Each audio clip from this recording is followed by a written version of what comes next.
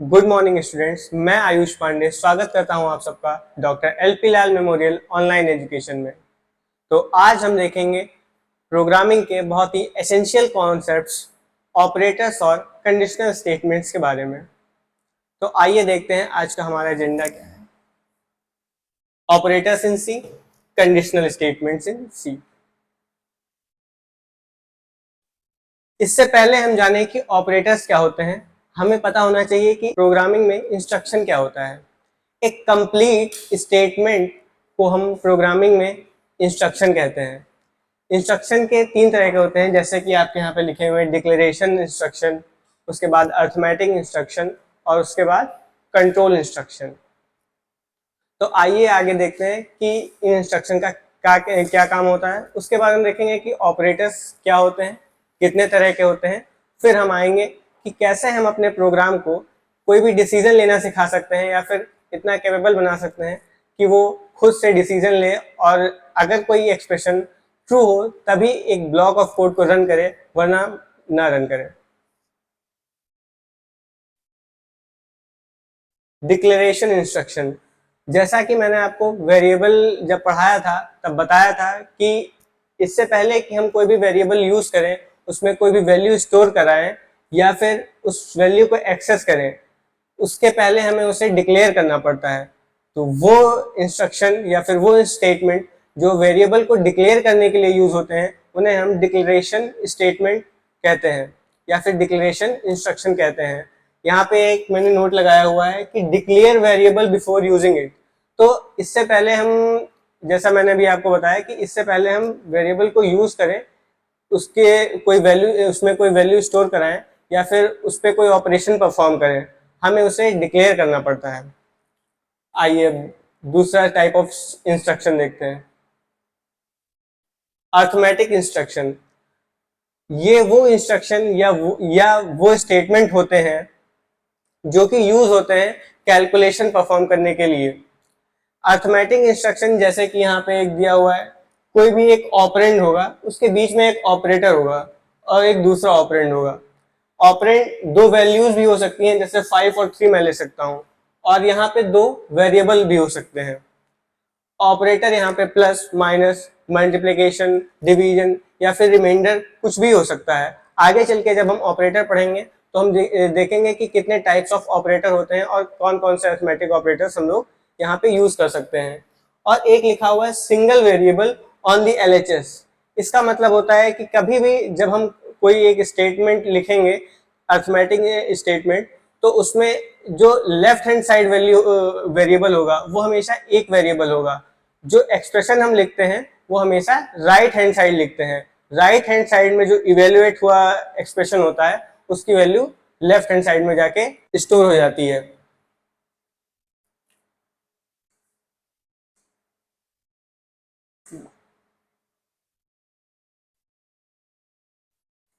जैसे कि कोई भी हमारा वेरिएबल C था, कोई A था और कोई B था। तो A बराबर कुछ 10 है, B बराबर 5 है, तो हम C बराबर A प्लस B ही लिख सकते हैं। A बराबर B प्लस C लिखना गलत होगा। आइए अब आगे देखते हैं, कंट्रोल इंस्ट्रक्शन। ये वो इंस्ट्रक्शंस होते हैं जो कि हमारे प्रोग्राम के फ्लो को कंट्रोल करते हैं। सबसे पहले जिसमें है सीक्वेंस कंट्रोल। जब मैंने आपको स्ट्रक्चर ऑफ सी प्रोग्राम बताया है तो उसमें बताया था कि जो execution of the C program होता है वो मेन फंक्शन से चालू होता है। तो मेन फंक्शन में हर लाइन पहले, जो लाइन पहले लिखी होती है वो पहले एग्जीक्यूट होती है और उसके बाद में जो लाइन लिखी होती है वो बाद में एग्जीक्यूट होती है। इस कंट्रोल को हम लोग सीक्वेंस कंट्रोल कहते हैं। उसके बाद आता है डिसीजन कंट्रोल। अभी हम जब इस चैप्टर में आगे इफ एल्स पढ़ेंगे तब हम देखेंगे कि कैसे एक एक्सप्रेशन के बेसिस पे हमारा प्रोग्राम डिसीजन ले सकता है और वो एक्सप्रेशन का जो वैल्यू आएगी ट्रू या फॉल्स वो डिसाइड करेगी हमारे कंट्रोल को कि प्रोग्राम का कौन सा ब्लॉक ऑफ कोड रन करेगा और कौन सा ब्लॉक ऑफ कोड नहीं रन करेगा। उसके बाद आता है हमारा लूप कंट्रोल। अगले चैप्टर में जब हम जाएंगे तब हम पढ़ेंगे कि कैसे हम एक काम को रिपीटेटिवली करा सकते हैं बिना बार बार एक ब्लॉक ऑफ कोड को लिखे हुए। तो ऐसे टाइप के कंट्रोल्स को हम लोग लूप कंट्रोल कहते हैं। उसके बाद आता है केस कंट्रोल। सबसे लास्ट टॉपिक ऑफ हमारा चैप्टर जो है वो है स्विच केस। स्विच केस में जो केसिंग होती है उसके बेसिस पे हमारा फ्लो ऑफ एग्जीक्यूशन डिसाइड करते हैं। उसके बाद अब आ चुका है हमारा टॉपिक ऑपरेटर। ऑपरेटर क्या होता है? ऑपरेटर वो साइन, कीवर्ड या सिंबल है जो कि कैलकुलेशन या फिर कंपैरिजन के लिए यूज होते हैं। यहाँ पे मैंने आपके लिए रेफरेंस के लिए डेफिनेशन लिखी है, तो आइए पढ़ते हैं क्या है definition. An operator is a symbol और keyword that tells a computer what operation it should perform on values और वेरिएबल। कोई भी दो वैल्यूज या फिर कोई भी वेरिएबल पे हम क्या ऑपरेशन परफॉर्म करेंगे, उनके लिए जो सिंबल्स, साइन या फिर कीवर्ड्स डिफाइन होते हैं उन्हें हम ऑपरेटर्स कहते हैं। सी में हमारे पास वैरायटी ऑफ ऑपरेटर्स हैं, जैसे कि अरिथमेटिक ऑपरेटर्स, रिलेशनल ऑपरेटर्स और logical operators, bitwise operators, ternary operators. आइए एक एक करके सबको पढ़ते हैं। Arithmetic operators. अरिथमेटिक ऑपरेटर्स वो ऑपरेटर्स होते हैं जो हमें कैलकुलेशन करने में हेल्प करते हैं, जैसे कि एडिशन, सब्सट्रैक्शन, डिवीजन, मल्टीप्लिकेशन, या फिर अगर हम दो नंबर्स को डिवाइड कर रहे हैं तो उसमें क्या रिमाइंडर आएगा वो फाइंड करने में हमारी हेल्प करते हैं। जैसे प्लस जो होता है वो दो नंबर्स को ऐड करने के लिए या फिर दो वेरिएबल्स का एडिशन लेने के लिए, अगर वो इंटीजर टाइप के हैं तो यूज होगा। ऐसे ही हमारा माइंड जो भी हाइफन यूज होता है ये सब्सट्रैक्शन के लिए यूज होता है। जो हमारा एस्टेरिस्क सिंबल है वो मल्टीप्लिकेशन के लिए यूज होता है, और जो हमारा स्लैश सिंबल है वो डिवीजन के लिए यूज होता है। जो हमारा परसेंटेज साइन है वो हमारा दो जो नंबर है उनका रिमाइंडर फाइंड करने के लिए यूज होता है। जब हम ऑड या इवन चेक करने का प्रोग्राम बनाएंगे तो हम देखेंगे कि मॉड्यूलर ऑपरेटर को यूज कैसे करते हैं। ये मैंने आपके रेफरेंस के लिए एक प्रोग्राम लिखा है, देखें इसमें क्या है। सबसे पहले आप याद करेंगे कि अगर कभी भी कोई भी सी प्रोग्राम होता है तो सबसे पहले हम उसमें प्री प्रोसेसर डायरेक्टिव्स उसकी इंक्लूड करते हैं। उसके बाद मेन फंक्शन से हम लोगों का प्रोग्राम का एग्जीक्यूशन स्टार्ट होता है। इसमें मैंने तीन वेरिएबल्स डिक्लेयर किए हैं, ए, बी, सी, जिसमें सी में हम लोग रिजल्ट स्टोर कर रहे हैं और उसको प्रिंट करा रहे हैं, और ए और बी दो नंबर्स हैं, इंटीजर टाइप के वेरिएबल हैं जिसमें दो नंबर्स स्टोर हैं। प्रिंट एफ, सबसे पहले हम लोगों ने इसमें एडिशन स्टोर कराया और उसके सी में, और उसके बाद प्रिंट करा दिया, तो आउटपुट हम लोगों का आएगा a प्लस बी जो है वो 13 के बराबर। उसके बाद हमने इसमें सब्सट्रैक्शन स्टोर करा दिया, तो जब इसको प्रिंट कराया तो इसकी वैल्यू 5 आई है। उसके बाद हमने मल्टीप्लिकेशन, डिवीजन और रिमाइंडर, यहाँ पे multiplication 36, a divide by B 2 और रिमाइंडर डिवाइड बाई 1 आया है।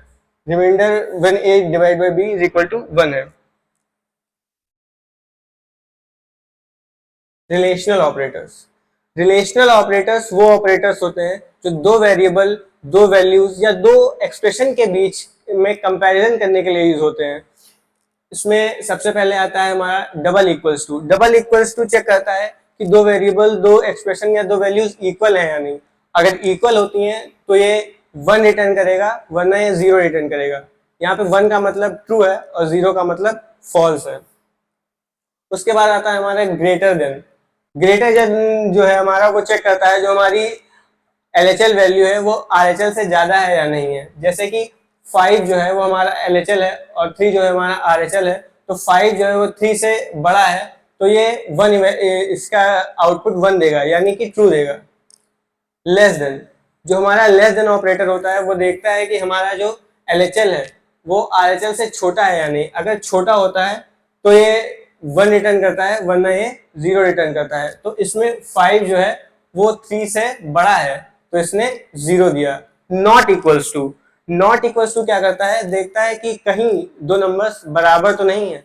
अगर ये दो नंबर बराबर होंगे तो ये फॉल्स वैल्यू देगा, और अगर दो नंबर बराबर नहीं है तो ये ट्रू वैल्यू देगा, यानी ट्रू का मतलब है 1 और फॉल्स का मतलब है 0।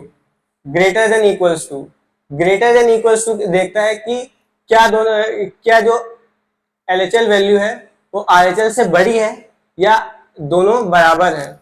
जैसे 5 is greater than equal to 3, तो 5 जो है वो 3 से बड़ा है, तो इसका जो आउटपुट होगा वो 1 होगा। फिर आता है हमारा लेस देन इक्वल टू, ये देखता है हमारा जो LHL है वो या तो RHL से छोटा हो या तो बराबर हो, तब ये क्या करेगा, ट्रू यानी 1 रिटर्न करेगा, वरना ये 0 यानी फॉल्स रिटर्न कर देगा। रिलेशनल ऑपरेटर पे एक प्रोग्राम है, आइए देखते हैं। इसमें एक 3 वेरिएबल है, एक ए है, एक बी है, एक सी है। तो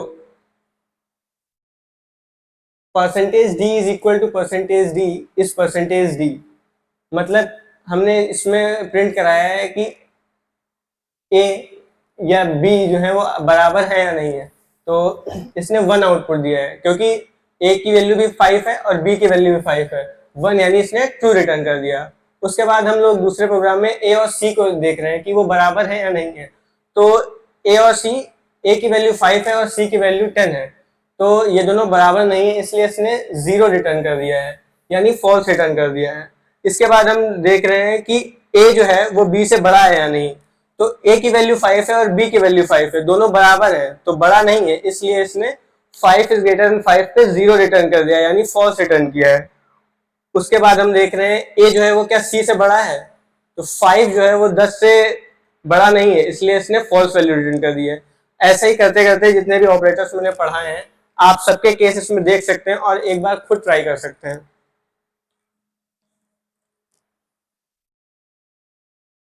लॉजिकल ऑपरेटर्स, हमारे पास बहुत बार ऐसी नेसेसिटी होती है कि हमें 2 कंडीशन एक साथ चेक करनी होती है।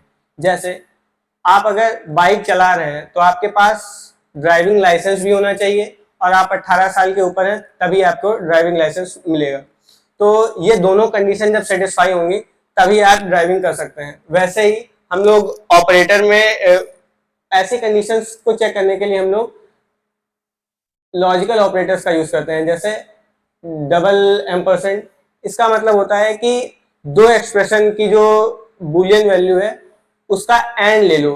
एंड का मतलब ये होता है कि अगर दोनों ट्रू हैं तभी वो कंडीशन ट्रू होगी, अगर उसमें से कोई भी फॉल्स हो गई तो ये कंडीशन फॉल्स हो जाएगी। उसके बाद होता है हमारा और। लॉजिकल और क्या कहता है कि अगर उसमें से एक कंडीशन भी ट्रू है तो वो पूरी कंडीशन जो होगी वो ट्रू हो जाएगी, वरना अगर जब तक सारी कंडीशन फॉल्स नहीं होती हैं तब तक ये फॉल्स नहीं होगा इसका आउटपुट। फिर आता है हमारा नॉट। तो नॉट क्या करता है, अगर हमारी वैल्यू 0 है तो उसको 1 कर देता है, अगर 1 है तो उसको 0 कर देता है। जैसे आप देख सकते हैं, if c is equal to 5 and d is greater than 5 equals to 0, क्योंकि इसमें c इज इक्वल टू 5 तो ट्रू है यानी 1 है, लेकिन d ग्रेटर देन 5 जो है फॉल्स हो गया, तो ट्रू एंड फॉल्स क्या हो जाएगा, फॉल्स, जिसकी वैल्यू क्या होगी 0। उसके बाद आता है हमारा और। c इक्वल्स टू 5 अगर ट्रू हो गया तो इसमें एक वैल्यू भी अगर ट्रू हो गई तो हमें आगे चेक करने की जरूरत नहीं है, ये वैल्यू हमेशा ट्रू होगी। उसके बाद हम आते हैं नॉट पे। नॉट जो होता है वो खाली एक कंडीशन लेता है। जैसे c इज इक्वल टू 5, तो इसमें क्या हो गया, c 5 के बराबर है तो इसकी वैल्यू क्या आएगी, ट्रू, लेकिन नॉट इसको इन्वर्ट कर देगा यानी इसको फॉल्स बना देगा, इसलिए इसकी वैल्यू यहाँ पे 0 है। लॉजिकल ऑपरेटर्स पे एक प्रोग्राम है हम लोगों का, ये देख लीजिए आप। a की वैल्यू मैंने 5 ली है, b की वैल्यू 5 ली है और c की वैल्यू 10 ली है, और एक रिजल्ट वेरिएबल में इनके जो एक्सप्रेशन है उनकी वैल्यूज स्टोर कराई है। तो a इक्वल्स b जो है वो ट्रू है और c यानी 10 इज ग्रेटर देन 5 ये भी ट्रू है, तो इसका रिजल्ट क्या आना चाहिए, इसका रिजल्ट 1 आएगा। मैं लिख देता हूं।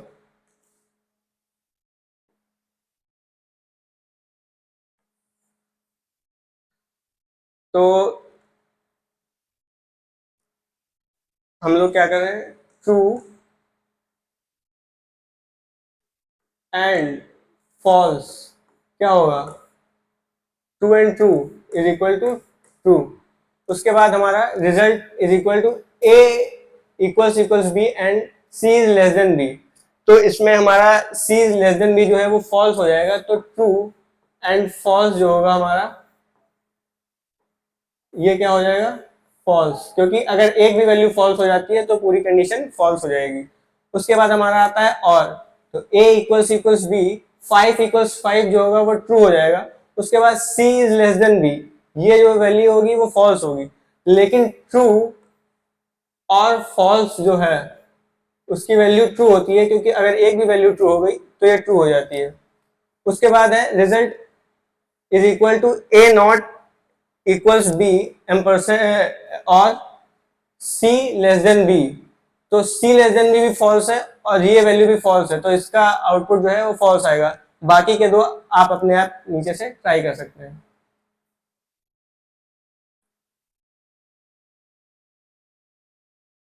असाइनमेंट ऑपरेटर, असाइनमेंट ऑपरेटर वो होते हैं जो आरएचएल की वैल्यू एलएचएल में असाइन करने के लिए यूज होते हैं, जिसमें सबसे पहले हमारा ये सिंगल इक्वल टू होता है, उसके बाद हमारे प्लस इक्वल टू होता है, माइनस इक्वल टू होता है, एस्ट्रिक इक्वल टू होता है, डिवाइड बाई इक्वल टू होता है और मॉडुलो इक्वल टू होता है।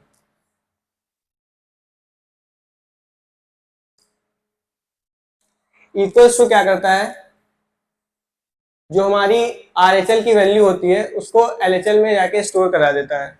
उसके बाद प्लस इक्वल टू में क्या करता है, जो हमारी आरएचएल की वैल्यू होती है वो ए में प्लस कराता है, उसके बाद स्टोर करा देता है ए में। जैसे इसका अगर ए प्लस इक्वल्स बी लिखा है तो इसका मतलब होता है ए में ए प्लस बी की वैल्यू स्टोर करा दो। उसके बाद होता है ए माइनस बी, ए माइनस बी क्या करता है, ए में ए माइनस बी की वैल्यू स्टोर करा देता है। ऐसे ही ए एस्ट्रिक इक्वल्स बी क्या करता है, ए में ए इंटू बी की वैल्यू स्टोर कराता है। और ए डिवाइड बाई इक्वल्स टू क्या करता है, ए में ए डिवाइड बाई बी की वैल्यू स्टोर कराता है। ऐसे ही हमारा मॉडुलो करता है।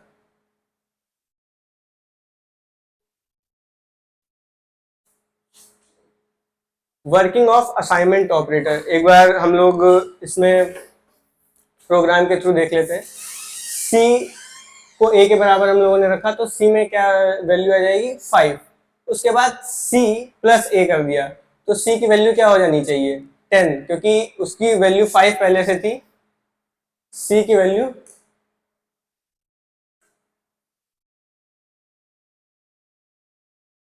सी की वैल्यू हमारी जो थी वो पहले से 5 थी। उसके बाद जब सी प्लस ए किया हम लोगों ने, सी प्लस ए किया, तो इसका मतलब सी बराबर सी प्लस ए। सी की पहले वैल्यू 5 थी और ए की भी वैल्यू 5 है, तो सी की वैल्यू क्या हो जाएगी, 10। उसके बाद सी माइनस ए किया, मतलब सी में जो सी की वैल्यू थी वो 10 थी, उसके बाद ए की वैल्यू क्या है, 5, तो सी की वैल्यू फिर से क्या हो जाएगी, 5। उसके बाद सी एस्ट्रिक ए, सी एस्ट्रिक ए का मतलब है सी बराबर सी इंटू ए, तो यहाँ पे सी की वैल्यू जो है 5 है और ए की वैल्यू भी 5 है, तो सी में क्या आ जाएगा, 25।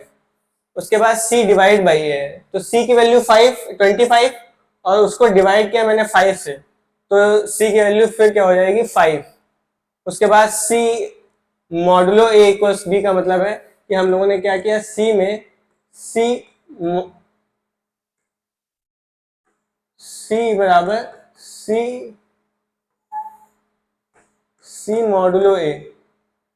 अगर हम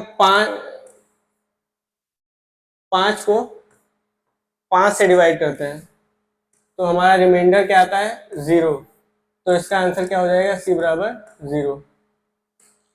आई होप आपको ये कॉन्सेप्ट समझ में आ रहे होंगे। ये प्रोग्राम्स लिखे हुए हैं और मैं आपको अभी इसी स्क्रीन पर रन करके भी नहीं दिखाऊंगा, तो आपको और अच्छे से समझ में आएगा। इंक्रीमेंट और डिक्रीमेंट ऑपरेटर क्या होते हैं। इंक्रीमेंट ऑपरेटर या डिक्रीमेंट ऑपरेटर वो ऑपरेटर होते हैं जो किसी भी वेरिएबल की वैल्यू 1 से बढ़ा देते हैं या फिर घटा देते हैं।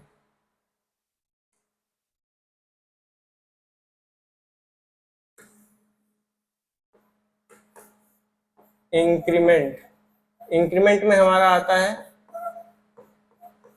डबल प्लस और डिक्रीमेंट में हमारा आता है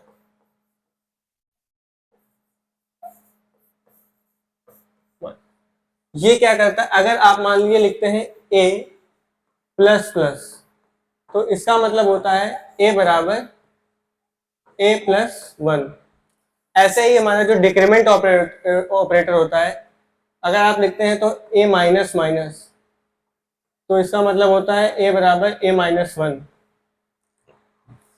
ये कह रहा है कि a में a की जो वैल्यू पिछली वाली थी उसमें एक ऐड करके a में स्टोर करा दो, और ये कह रहा है कि a में जो a की पुरानी वाली वैल्यू थी उसमें से एक घटा के उसमें स्टोर करा दो। जैसे मान लीजिए पहले a की वैल्यू 5 थी, तो a प्लस प्लस करने के बाद जो a की वैल्यू हो जाएगी वो हो जाएगी 6, और अगर a माइनस माइनस करते हैं तो a की वैल्यू क्या हो जाएगी फिर से 5। आई होप आपको ये समझ में आया होगा। इसके बाद हम जो इंक्रीमेंट या डिक्रीमेंट होते हैं, तो इसमें एक टाइप होता है पोस्ट इंक्रीमेंट और एक होता है प्री इंक्रीमेंट। तो जो पोस्ट वाले होते हैं वो इंक्रीमेंट और डिक्रीमेंट टाइप में हमारे दो टाइप्स के ऑपरेटर होते हैं, एक पोस्ट इंक्रीमेंट और एक प्री इंक्रीमेंट। अगर आप a प्लस प्लस लिखते हैं तो ये होता है हमारा पोस्ट इंक्रीमेंट। ये वैल्यू को पहले यूज करता है, उसके बाद उसको उसकी ये पहले वेरिएबल को यूज करता है, उसके बाद उसकी वैल्यू बढ़ा देता है। लेकिन a प्लस प्लस a जो है वो पहले a की वैल्यू बढ़ाएगा एक से, उसके बाद इसको यूज करेगा। ऐसे ही हमारा a माइनस माइनस, ये क्या करेगा पहले a की वैल्यू यूज करेगा, उसके बाद a की वैल्यू 1 से कम कर देगा, और माइनस माइनस a वहीं पर हमारा a की जो वैल्यू है पहले उसको 1 से घटाएगा, उसके बाद यूज करेगा।